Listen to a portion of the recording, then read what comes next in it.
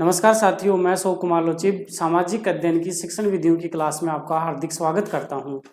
मित्रों, हम लोगों ने अपने सिलेबस के दो जो बिंदु हैं उन दो बिंदुओं को हमने क्लियर कर लिया। पहला बिंदु सामाजिक अध्ययन की संकल्पना एवं प्रकृति, दूसरा बिंदु सामाजिक अध्ययन के अध्यापन संबंधी समस्याएं। आज का जो हमारा बिंदु होगा वो है कक्षा कक्ष की प्रक्रियाएं, क्रियाकलाप एवं विमर्श। आज का जो बिंदु है कक्षा कक्ष की प्रक्रियाएं, कक्षा कक्ष की प्रक्रियाएं, कक्षा कक्ष की प्रक्रियाएं,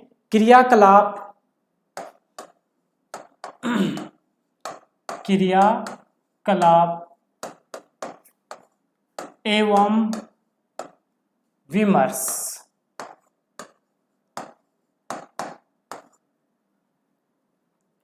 अब पहले तो इसको यानी बिंदु को समझें कि इस बिंदु में हमें पढ़ना क्या है। क्या कह रहा है? कक्षा कक्ष की प्रक्रियाएं। एक सामाजिक अध्ययन का जो शिक्षक होता है वो कक्षा कक्ष में जाने के बाद में कौन कौन सी प्रक्रियाएं अपनाता है, उससे पहले वो कौन कौन सी प्रक्रियाएं अपनाता है, कौन कौन से क्रियाकलाप वह करता है, कक्षा कक्ष में जाने के बाद में वह किस प्रकार से विचार विमर्श करता है, यही क्या है हमारा आज का बिंदु है। इसमें सबसे पहले हमें यह पढ़ना पड़ेगा कि एक अध्यापक जब कक्षा कक्ष में जाता है तो वो शिक्षण कार्य करवाता है और मुख्य उसके लिए शिक्षण कार्य है। अब ये जो शिक्षण है ये एक कला है। शिक्षण क्या है? एक कला है जिसमें कि हर कोई शिक्षक क्या नहीं होता है, प्रासंगिक नहीं होता है, पारंगत नहीं होता है, श्रेष्ठ नहीं होता है। आपने ये सुना होगा कि बहुत सारे शिक्षक इस प्रकार के होते हैं कि उनको ज्ञान बहुत था, विद्वान थे, अपने विषय के बहुत ज्ञान था, लेकिन वो उस विषय को बालकों के सामने अच्छी प्रकार से प्रस्तुत नहीं कर पाए। हम पढ़ रहे हैं एक अध्यापक कक्षा कक्ष में जाने के बाद में शिक्षण प्रक्रिया को अपनाता है। तो सबसे पहले हमें यह जानना जरूरी है कि शिक्षण क्या होता है, एक अध्यापक के लिए किस प्रकार से शिक्षण आवश्यक है। तो जो विषय का ज्ञाता है वो अध्यापक बालकों के सामने उस विषय वस्तु को आसानी से प्रस्तुत नहीं कर पा रहा है, इस रूप में प्रस्तुत नहीं कर पा रहा है कि वो बालकों के समझ में आ जाए। सब कुछ आता है उसको, सब कुछ, चाहे कहीं से प्रश्न पूछो वह अध्यापक उन प्रश्नों का उत्तर देता है, लेकिन बालकों को बताने का जो उसका तरीका है, बालकों को जो समझाने का उसका तरीका है, बालकों से संप्रेषण का उसका जो तरीका है वो सही नहीं है। वो क्या नहीं है? सही नहीं है। इससे बालक उस शिक्षक को क्या करते हैं? नकार देते हैं। और एक ऐसा शिक्षक, उसको विषय का इतना ज्ञान भी नहीं है, लेकिन वह शिक्षक शिक्षण जो कला है उस शिक्षण की कला में पारंगत है। उसको पता है कि मेरे को ये जो बिंदु है वो इस प्रकार से कक्षा कक्ष में समझाना है, मैं कक्षा कक्ष में इस बिंदु को इस प्रकार से समझाऊंगा, इस प्रकार से बालक के सामाजिक व्यवहार से संबंधित उदाहरण दूंगा जिससे कि वो बालक के समझ में आ जाएगा। अनेक प्रकार के बालक का जो सामाजिक जीवन होता है, व्यावहारिक जीवन होता है, उस व्यावहारिक जीवन से संबंधित अनेक प्रकार के उदाहरण वो शिक्षक प्रस्तुत करता है। और उन उदाहरणों, क्योंकि व्यावहारिक जीवन से संबंधित उदाहरण दिए जा रहे हैं, सामाजिक जीवन से संबंधित उदाहरण दिए जा रहे हैं, और उन उदाहरणों के कारण वह जो शिक्षक है वो सफल हो जाता है। वह शिक्षक क्या हो जाता है? सफल हो जाता है। क्या कारण रहा है इसके पीछे? क्या कारण रहा इसके पीछे कि एक ऐसा शिक्षक जिसको बहुत ज्ञान था वह सफल नहीं हो पाया और जिसको कम ज्ञान था वो शिक्षक सफल हो गया? तो यहां उत्तर एक ही मिलेगा कि शिक्षण एक कला थी और इस कला में प्रत्येक शिक्षक क्या नहीं होता है, प्रासंगिक नहीं होता है। हर शिक्षक इस कला में प्रासंगिक नहीं होता है। हर कोई शिक्षक इसमें प्रवीण नहीं होता है, हर कोई शिक्षक इसमें दक्ष नहीं होता है। अब जो शिक्षक यानी इस कला में जितना अधिक दक्ष होगा, इस कला में जितना अधिक निपुण होगा, वह उतना ही एक अच्छा और सफल शिक्षक कहलाएगा, उतना ही अच्छा और सफल शिक्षक कहलाएगा। अब शिक्षण कार्य क्यों? अभी तक तो हमने देखा कि एक अध्यापक कक्षा में जाता है तो वो सर्वप्रथम बालकों के सामने अपनी जो शिक्षण की कला है उसका प्रदर्शन करता है, अपनी जो शिक्षण की कला है उसका क्या करता है, प्रदर्शन करता है। अब इस शिक्षण की कला में किस प्रकार से एक अध्यापक को अपनी शिक्षण कला का प्रयोग करना चाहिए। अब बात आती है कि शिक्षण क्यों आवश्यक है, क्यों करवाया जाता है शिक्षण बालकों को। हम यहाँ सामाजिक अध्ययन के संदर्भ में पढ़ रहे हैं। एक बालक को क्यों सामाजिक अध्ययन पढ़ाया जा रहा है, क्या कारण है उसके पीछे? तो आप कह सकते हैं कि हमने उद्देश्य पढ़े हैं पिछली वाली हमारी क्लासों में, तो बालक को सुनागरिक बनाने के लिए सामाजिक अध्ययन पढ़ाया जाता है। बिल्कुल सही बात है, वो उन उद्देश्यों में हमने पढ़ा है। लेकिन यहाँ हम कुछ यानी विद्वान हैं, उन विद्वानों के कथन के अनुसार इसको देखेंगे कि शिक्षण क्यों आवश्यक, या शिक्षण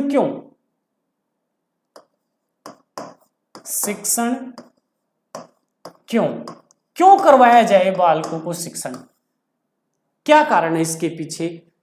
और इसमें देखो, सबसे पहले यदि हम ये कह सकते हैं, विद्वान कह सकते हैं या दार्शनिक कह सकते हैं, अनेक प्रकार के दार्शनिकों के कथन हम यहाँ देखेंगे। आपको पता है कि एक बालक को सामाजिक अध्ययन का शिक्षण कार्य क्यों करवाना चाहिए, क्योंकि हमने इसके उद्देश्य पढ़े हैं, इसकी विशेषताएं पढ़ी हैं।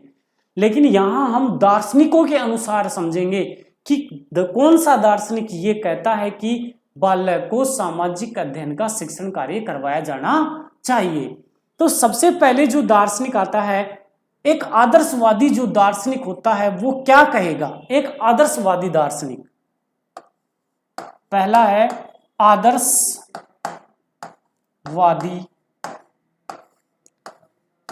दार्शनिक। अब देखो, एक जो आदर्शवादी दार्शनिक है वो क्या कहेगा, वो कहेगा शिक्षण द्वारा छात्रों को संसार और आत्मा के सत्य को बताया जा सकता है। क्या कहेगा, पहले मैं इसको लिखता हूं फिर समझो। शिक्षण द्वारा छात्रों को संसार और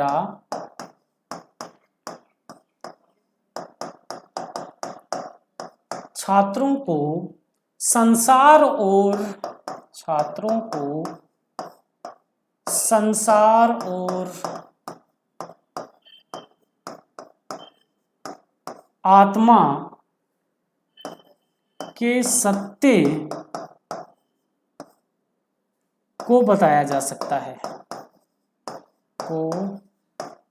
को बताया जा सकता है,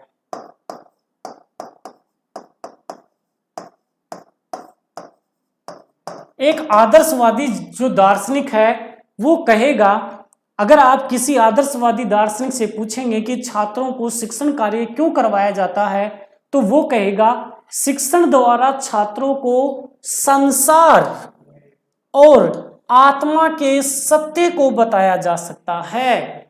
एक शिक्षण ही ऐसा कार्य है जिसके माध्यम से हम छात्रों को इस संसार और जो आत्मा है उसके सत्य का ज्ञान करवा सकते हैं। बिना शिक्षण के हम छात्रों को इस संसार और आत्मा के सत्य का ज्ञान नहीं करवा सकते। ये संसार क्या है, इस संसार में एक मनुष्य किस प्रकार से अपना जीवन व्यतीत करता है, वो किस प्रकार से समाज में रहेगा, किस प्रकार से देश के विकास में अपना योगदान देता है, क्या कौन सी घटनाएं वर्तमान में चल रही हैं। तो इस संसार का जो और जीवन जी रहा है, जीवन जीने के बाद में उसके यानी क्या होगा, वह अच्छा जीवन जिएगा तो किस प्रकार का उसका यानी व्यवहार रहेगा लोगों के प्रति, और लोगों का व्यवहार उसके साथ में कैसा रहेगा। अगर वह अच्छा जीवन नहीं जी रहा है तो उसके प्रति लोगों का कैसा व्यवहार रहेगा। तो यही तो संसार का सत्य है। और फिर आत्मा का सत्य, आत्मा हमारे शरीर की आत्मा है, हमारे शरीर में ही क्या है, आत्मा विद्यमान है, और इसी को क्या कहते हैं, परमात्मा कहते हैं। और यदि हमारी आत्मा पवित्र है, यदि हमारी आत्मा क्या है, पवित्र है, आत्मा के सत्य का ज्ञान करवाया जा रहा है। यदि हमारे विचार पवित्र हैं, हमारे सिद्धांत अच्छे हैं, हम अच्छा आचरण करते हैं सभी के प्रति, तो इसका मतलब हमारी आत्मा पवित्र है, हमारा जीवन श्रेष्ठ होगा। लेकिन हमारे विचार अच्छे नहीं है, हम बुरा आचरण करते हैं, इसका मतलब हमारी आत्मा पवित्र नहीं है, हमें उस ईश्वर की प्राप्ति नहीं हो सकती, उस परमात्मा की प्राप्ति नहीं हो सकती, अर्थात हम हमारा सफल जीवन नहीं जी सकते। ये कौन कहते हैं, ये कहते हैं आदर्शवादी दार्शनिक।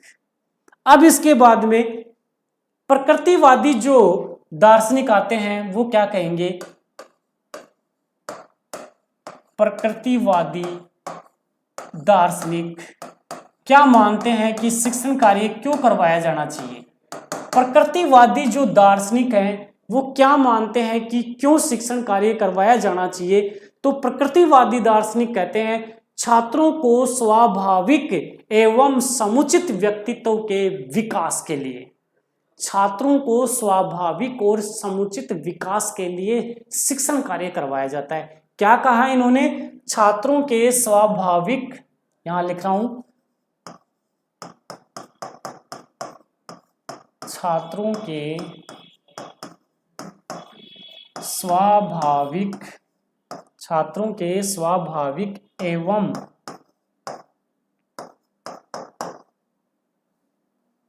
समुचित, स्वाभाविक एवं समुचित व्यक्तित्व के विकास के लिए, व्यक्तित्व के विकास के लिए शिक्षण कार्य करवाया जाना चाहिए। किसके लिए, छात्रों के स्वाभाविक और समुचित व्यक्तित्व के लिए। शिक्षण के माध्यम से ही एक बालक के व्यक्तित्व का विकास हो सकता है। अगर उस बालक को शिक्षण कार्य नहीं करवाया जा रहा है तो उसके व्यक्तित्व का विकास नहीं हो सकता, वो बालक सुनागरिक नहीं बन सकता, उस बालक में नैतिक मूल्यों का विकास नहीं हो सकता, उस बालक में सद्वर्तियों का विकास नहीं हो सकता, वह बालक देश या राष्ट्र के निर्माण में योगदान नहीं दे सकता अगर उसको किसी प्रकार का शिक्षण कार्य नहीं करवाया गया है। तो अभी इससे पहले वाली जो हमारी क्लास थी, पिछले टॉपिक की जो समस्या से संबंधित जो क्लास थी, उसमें हमने पढ़ा था कि समुचित व्यक्तित्व यानी एक जो बालक है उसके समुचित व्यक्तित्व का जो विकास किया जाता है, इसके विकास में किसी प्रकार की कोई समस्या नहीं होनी चाहिए। तो ये कौन मानते हैं, ये प्रकृतिवादी दार्शनिक मानते हैं स्वाभाविक और समुचित व्यक्तित्व के विकास के लिए भी शिक्षण कार्य आवश्यक है। बिना शिक्षण के बालक का स्वाभाविक विकास नहीं हो सकता, बिना शिक्षण के बालक का सर्वांगीण विकास नहीं हो सकता। बालक का अधिगम वो सीखेगा नहीं, कुछ नहीं सीखेगा तो उसका विकास कहाँ होगा। जैसे समस्या में हमने पढ़ा था कि जो अशिक्षित लोग होते हैं वो किसी भी समस्या का समाधान कैसे खोजते हैं, पहले एक उपाय करेंगे, फिर उसका प्रभाव देखेंगे, फिर दूसरा उपाय करेंगे, फिर उसका प्रभाव देखेंगे, फिर उपाय करेंगे, फिर उसका प्रभाव देखेंगे, और ऐसे प्रभाव देखते देखते ही उनकी समस्या का हल होता है। जबकि एक शिक्षित जो मनुष्य है वो एक योजना के माध्यम से एक योजना बनाता है और योजना के माध्यम से उस समस्या का समाधान खोजता है। इसलिए व्यक्ति वहां उसका क्या हुआ, उसके व्यक्तित्व का विकास हुआ, वो शिक्षित है, योजना बना रहा है और योजना के माध्यम से उस समस्या का हल ढूंढ रहा है, उस समस्या का समाधान कर रहा है। तो ध्यान दें, प्रकृतिवादी जो दार्शनिक है वो मानते हैं छात्रों के स्वाभाविक और समुचित व्यक्तित्व के विकास के लिए भी क्या किया जाता है, शिक्षण कार्य करवाया जाता है। अब आता है प्रयोजनवादी दार्शनिक। प्रयोजनवादी दार्शनिक, प्रयोजनवादी दार्शनिक। प्रयोजनवादी दार्शनिक क्या कहते हैं? देखो, प्रयोजनवादी जो दार्शनिक है वो कहते हैं छात्र अपने दैनिक जीवन में, अब छात्रों का जो दैनिक जीवन है और जो दैनिक जीवन का जो व्यावहारिक जीवन है, दैनिक व्यावहारिक जो जीवन है, उस व्यावहारिक जीवन में सफल बन सके, इसलिए भी क्या करवाया जाता है? शिक्षण कार्य करवाया जाता है। ऐसा मानने वाले कौन है? प्रयोजनवादी दार्शनिक है। कौन है? प्रयोजनवादी दार्शनिक। तो ये क्या कहते हैं प्रयोजनवादी दार्शनिक? ये कहते हैं छात्र अपने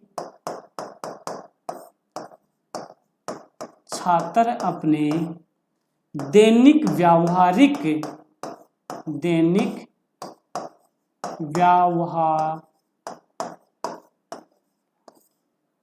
व्यावहारिक जीवन में सफल बन सके,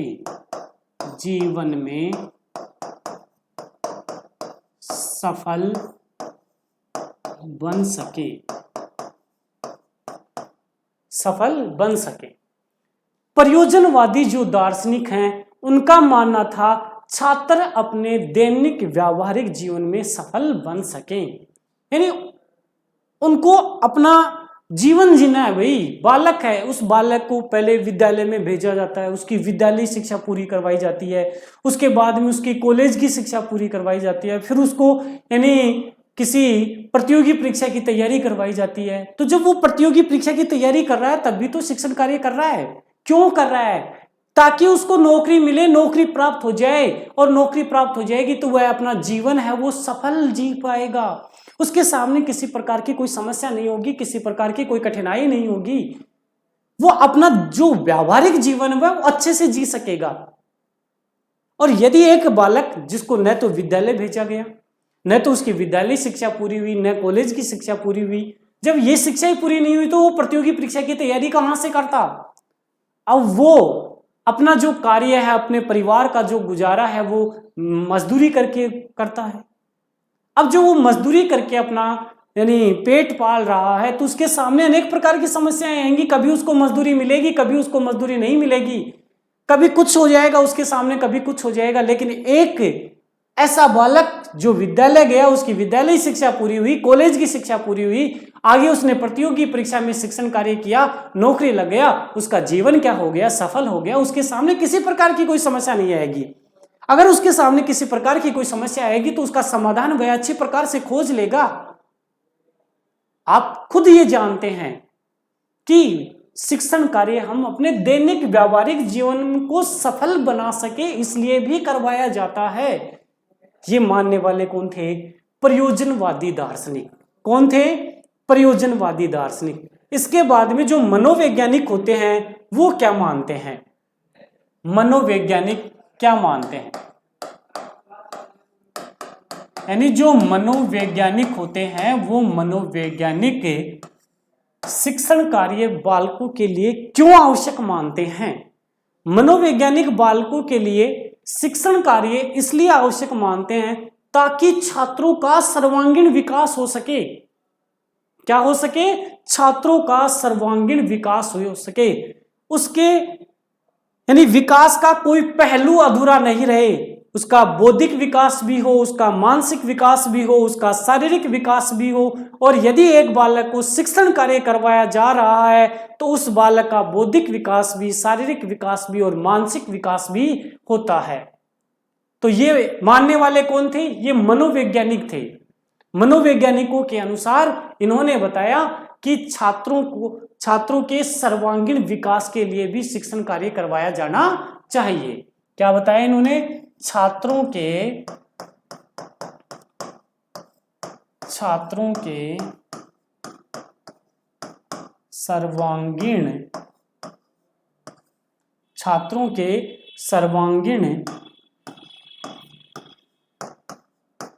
विकास के लिए, छात्रों के सर्वांगीण विकास के लिए भी क्या करवाया जाता है? शिक्षण कार्य करवाया जाता है। ऐसा मानने वाले कौन थे? सभी जो मनोवैज्ञानिक हैं वो ऐसा ही मानते हैं कि छात्रों के सर्वांगीण विकास के लिए क्या होना चाहिए? शिक्षण कार्य होना चाहिए। ये तो था हमने कि एक अध्यापक जब कक्षा में जाता है तो कक्षा कक्ष में जाने के बाद में वो शिक्षण प्रक्रिया, सबसे पहला जो चरण होता है वो शिक्षण प्रक्रिया का होता है, क्योंकि वो जो बिंदु पढ़ाना चाहता है उस बिंदु को पढ़ाएगा, वहां कक्षा में प्रदर्शित करेगा, तो वो एक शिक्षण है। तो भाई हम शिक्षण यानी कक्षा कक्ष की प्रक्रिया पढ़ रहे हैं, जब तक हमको ये नहीं पता कि वहां जो कार्य किया जा रहा है वो क्यों किया जा रहा है। एक अध्यापक कक्षा कक्ष में पढ़ा रहा है, क्यों पढ़ा रहा है, वो क्या कारण है, ये मैंने बता दिया आपको अनेक दार्शनिकों के अनुसार कि प्रयोजनवादी दार्शनिक क्या मानते हैं, आदर्शवादी जो दार्शनिक होते हैं वो क्या मानते हैं, प्रकृतिवादी दार्शनिक क्या मानते हैं और मनोवैज्ञानिक क्या मानते हैं। अब यहां एक शिक्षण की जो प्रक्रिया है इस बिंदु को और इसमें हम लेंगे, क्योंकि पहले जो शिक्षण की प्रक्रिया थी इसके दो ध्रुव थे। पहले जो शिक्षण की प्रक्रिया थी इसके कितने ध्रुव थे, दो ध्रुव थे। तो अगला जो बिंदु होगा अपना शिक्षण प्रक्रिया, शिक्षण प्रक्रिया। देखो पहले जो शिक्षण प्रक्रिया थी, और देखो ये आप सबको पता है शिक्षण क्या है, एक प्रक्रिया ही है भाई। हम अनेक प्रकार के चरणों से होकर गुजरते हैं, अनेक प्रकार के चरणों से होकर गुजरते हैं। तो पहले जो शिक्षण था, प्रारंभ में जो शिक्षण था, इसके दो पहलू थे। प्रारंभ में शिक्षण के कितने पहलू थे, दो। प्रारंभ में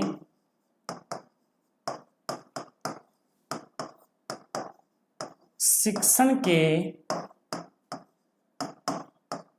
दो पहलू थे। कितने पहलू थे भाई, दो पहलू थे। दो पहलू कौन कौन से थे, देखो एक पहलू तो था शिक्षक, एक पहलू तो क्या था, शिक्षक, और दूसरा था छात्र। दूसरा पहलू क्या था, छात्र, या हम विद्यार्थी भी कह सकते हैं। तो यहां छात्र में तो केवल विद्यार्थी लिखेंगे इसको, या शिक्षार्थी लिख सकते हैं। अब यानी प्रारंभ में शिक्षण के दो पहलू थे, शिक्षक और विद्यार्थी। इसलिए आदम महोदय जो हैं, इसलिए जो आदम महोदय हैं, नाम क्या है, आदम महोदय। आदम महोदय ने देखो क्या कहा, आदम महोदय ने शिक्षण प्रक्रिया को, आदम महोदय ने शिक्षण प्रक्रिया को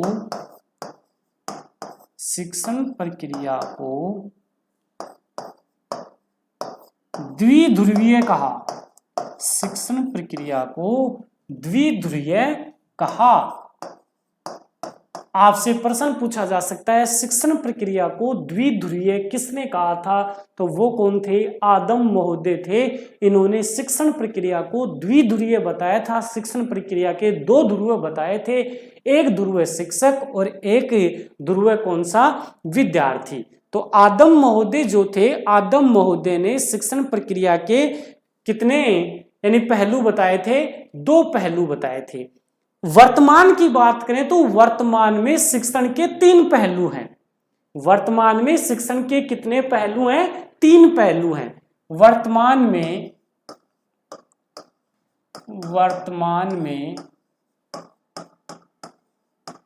शिक्षण के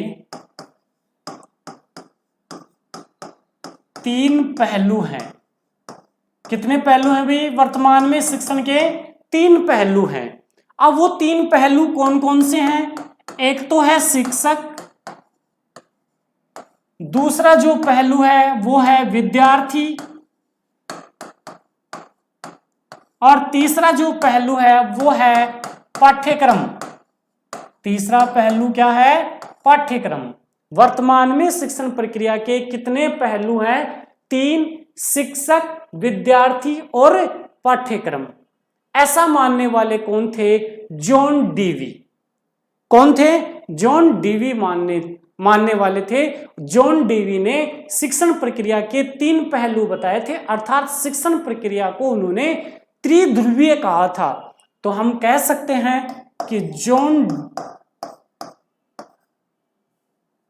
जॉन ड्यूवी ने शिक्षण प्रक्रिया को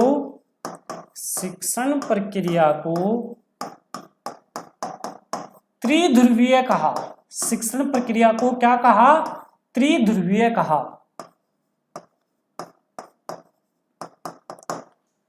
दो ध्रुव, शिक्षण के दो ध्रुव तो किसने बताए थे? आदम महोदय ने बताए थे। आदम महोदय ने पाठ्यक्रम को शामिल नहीं किया था।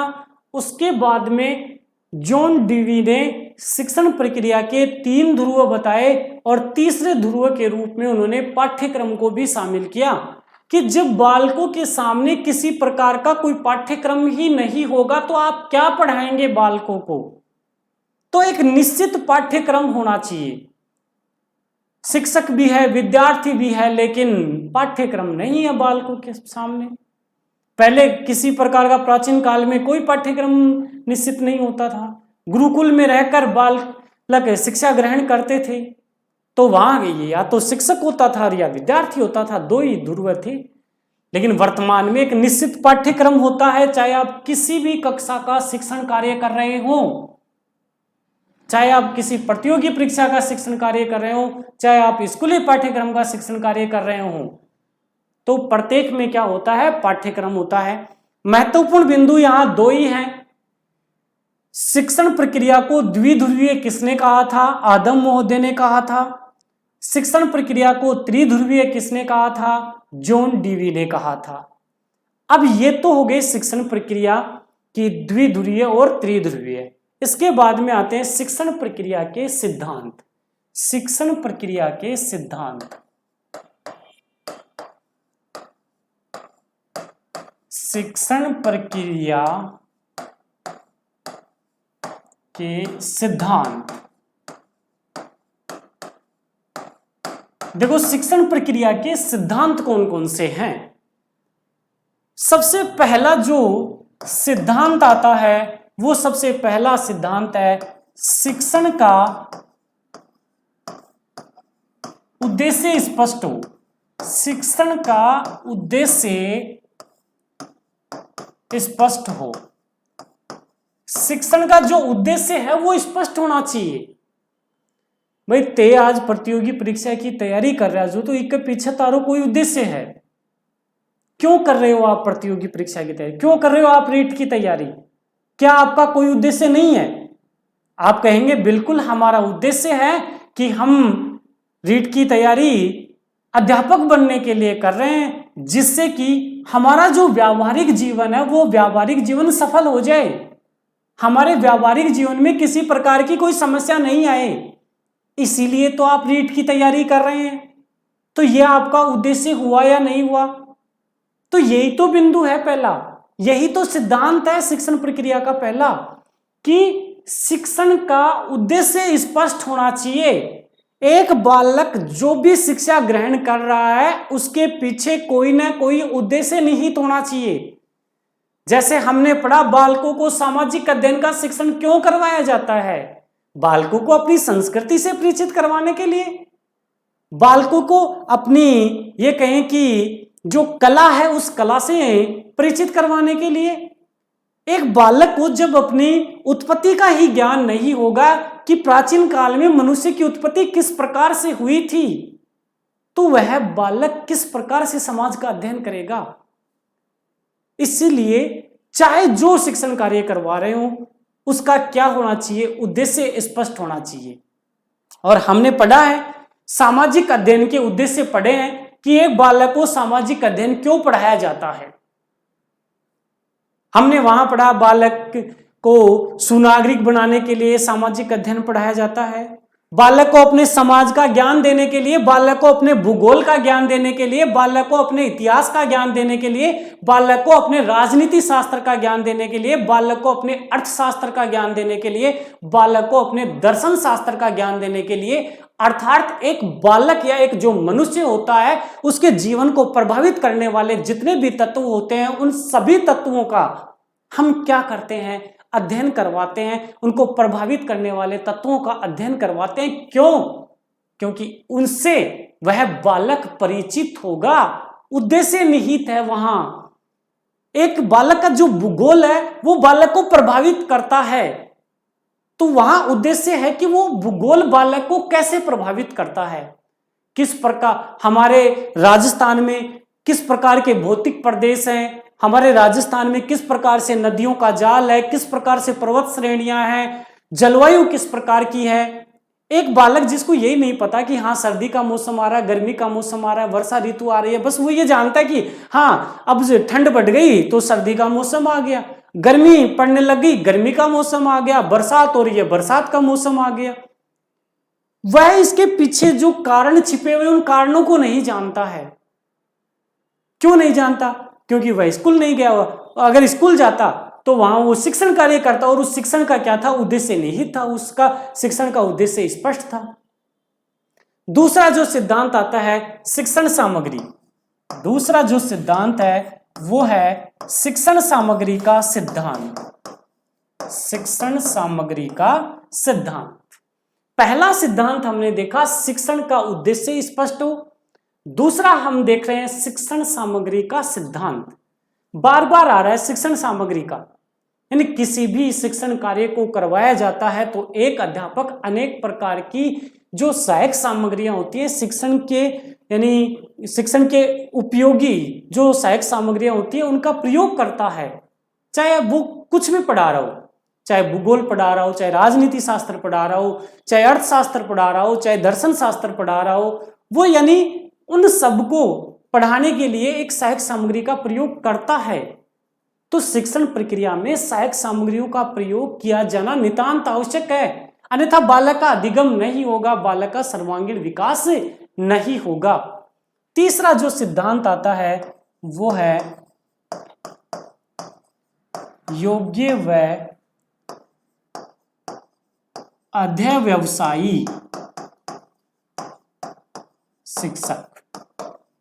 योग्य व अध्यवसायी शिक्षक, शिक्षक योग्य होना चाहिए और उसका जो व्यवसाय है उस व्यवसाय में वह पारंगत होना चाहिए, निपुण होना चाहिए, दक्ष होना चाहिए। इसमें हम और बिंदु देख सकते हैं, जैसे पहला बिंदु हम देख सकते हैं विषय के प्रति रुचि, विषय के प्रति रुचि।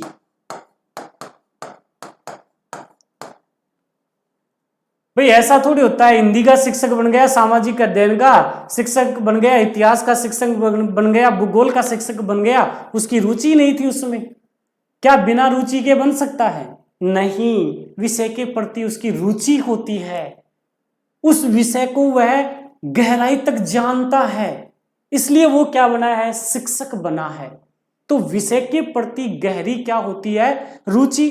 एक इसमें हम कह सकते हैं विषय की अच्छी तैयारी,